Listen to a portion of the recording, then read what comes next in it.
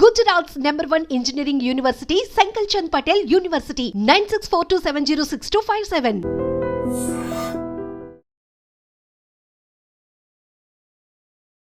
Hi hello నమస్తే welcome back to iDream Media. ఈరోజు మనతో ఉన్నారు హైకోర్టు అడ్వకేట్ అలాగే ఇమిగ్రేషన్ లాయర్ అని పృథ్వీ గారు. సార్తో మాట్లాడదాం.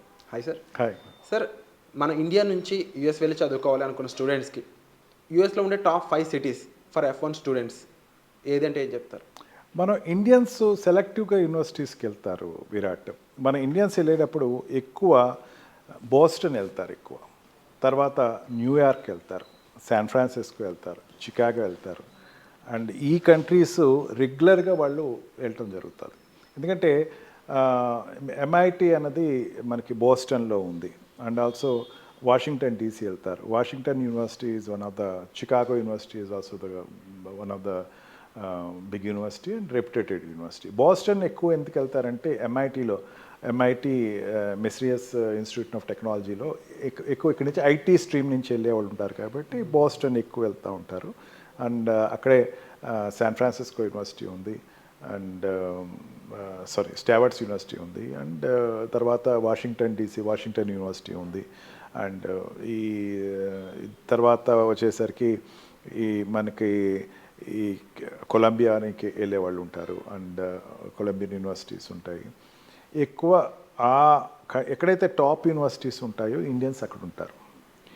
ఇండియన్స్ ఆల్వేస్ పేరెంటే స్పేడ్ చేసేస్తారు.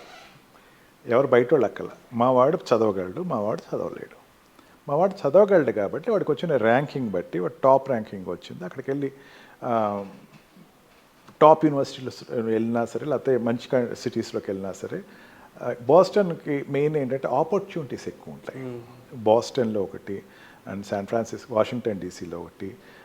కొంచెం ఆపర్చునిటీస్ ఎక్కువ ఉంటాయి, జాబ్ ఆపర్చునిటీస్ ఎక్కువ. సిలికాన్ వ్యాలీకి దగ్గర ఉన్నటువంటి సిటీస్ కాబట్టి కొంచెం ఆపర్చునిటీస్ ఉండేటువంటి జోన్స్ ఉంటాయి. అండ్ కల్చర్ కూడా కొంచెం మనకి ఇండియన్స్ సూటబుల్ కల్చర్ ఉంటుంది అక్కడ. ఫైన్ ఆర్ట్స్ వాషింగ్టన్ DCలో అయితే ఫైన్ ఆర్ట్స్కి బాగుంటుంది. అండ్ ఈవెన్ చికాగోకు వెళ్ళేవాళ్ళు కూడా కొలంబియాకి వెళ్ళేవాళ్ళు కూడా they use to prefer for అక్కడ ఉండేటువంటి పరిస్థితుల్లో ఇండియన్స్ ఎక్కువ ఉండేటువంటి వాళ్ళు, ఇండియన్ ఇండస్ట్రీస్ ఎక్కువ ఉండేటువంటి పరిస్థితి. ఇండియన్ ఇండస్ట్రీస్ కూడా ఎక్కువ ఉంటాయి, సాఫ్ట్వేర్ ఇండస్ట్రీస్ ఉంటాయి, ఇండియన్ బేస్డ్ సాఫ్ట్వేర్ ఇండస్ట్రీస్ ఉంటాయి. అండ్ దాంతో ఏంటంటే అక్కడ OPT ప్రోగ్రామ్ చేయాలన్నా సరే, లేకపోతే తర్వాత స్టెమ్ కోర్సెస్ అయిపోయి వాళ్ళు జాబ్ తెచ్చుకోవాలన్నా సరే, ఎక్కువ మనకి ఆ ఏరియాలో ఏంటంటే ఆపర్చునిటీస్ ఎక్కువ ఉంటాయి. క్యాంపస్ జాబ్స్ అనేవి కూడా పరిగణలోకి తీసుకుంటే ఏ విధంగా ఉంటుంది? క్యాంపస్ టాప్ 10 యూనివర్సిటీస్లో మనం తీసుకుంటే కనుక అండ్ MIT ఉంటుంది, వాషింగ్టన్ యూనివర్సిటీ ఉంటుంది, అండ్ శాన్ ఫ్రాన్సిస్కో యూనివర్సిటీస్లో ఉంటుంది, అండ్ ఈ కొలంబియా యూనివర్సిటీ ఉంటుంది. ఇవన్నీ కూడా అండ్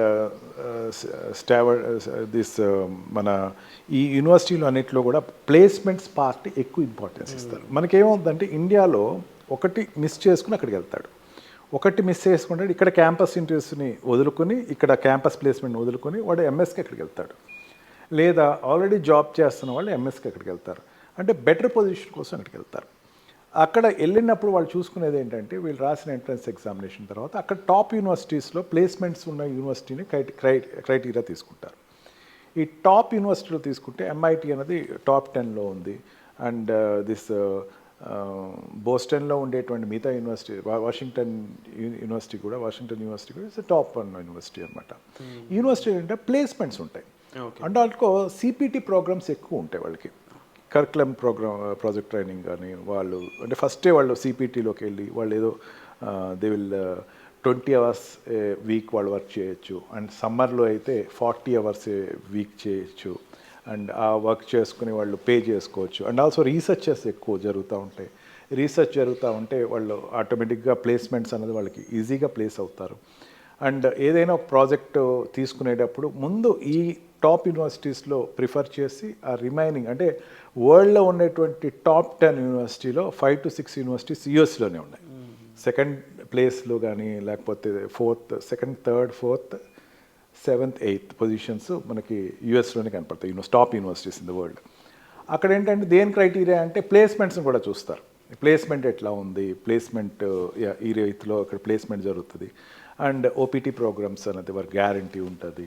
అండ్ ఆల్సో తర్వాత స్టెమ్ ప్రోగ్రామ్స్ స్టెమ్ స్ట్రీమ్ నుంచి వచ్చిన వాళ్ళకి తర్వాత కంటిన్యూషన్ చేయడానికి కూడా వాళ్ళకి అక్కడ ఫెసిలిటీస్ బాగానే ఉంటాయి.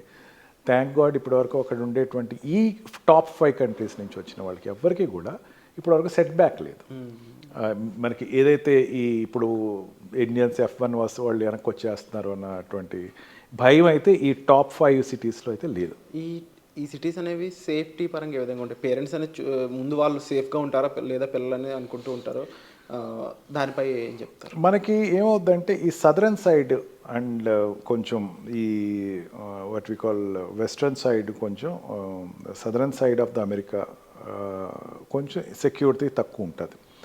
అండ్ ఈ బోస్టన్ వాషింగ్టన్ అండ్ దిస్ ఈ ఏరియాలో ఏంటంటే ఎటువంటి అల్లరి మొక్క ఎక్కువ ఉండదు అనమాట. ఎక్కువ రికార్డెడ్ క్రైమ్ ఇన్సిడెంట్స్ ఏమి జరగదు. అందరూ కూడా కొంచెం అర్బన్ ఏరియాస్ ఇవన్నీ కూడా.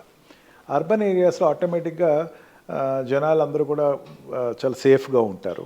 అండ్ ఎక్కువ అండ్ ఆల్సో కల్చర్డ్ ఏరియాస్ ఇవన్నీ కూడా బాగా విపరీతమైనటువంటి బాగా ఫార్వర్డ్ కల్చర్ ఏరియాస్. అందుకని ఆ విలేజెస్ కూడా చాలా అర్బన్ విలేజెస్ కనపడతాయి మనకి. ఇక్కడ నిజాంపేట లాంటివి కానీ లేకపోతే అవుట్స్కట్స్లో ఉండేటువంటి అర్బన్ విలేజెస్ ఏదైతే ఉన్నాయో ఆ రకంగానే అక్కడ అర్బన్ విలేజెస్ ఎక్కువ కనపడతాయి. అండ్ అలాగే ముఖ్యంగా సార్ ఇప్పుడు అక్కడ చూసుకున్నట్లయితే ఈ యూనివర్సిటీస్ అనేవి ఎటువంటి ఫీచర్స్ కానీ లేకపోతే ఎటువంటి ఫెసిలిటీస్ అనేవి స్టూడెంట్స్కి ప్రొవైడ్ చేస్తూ ఉంటుంది?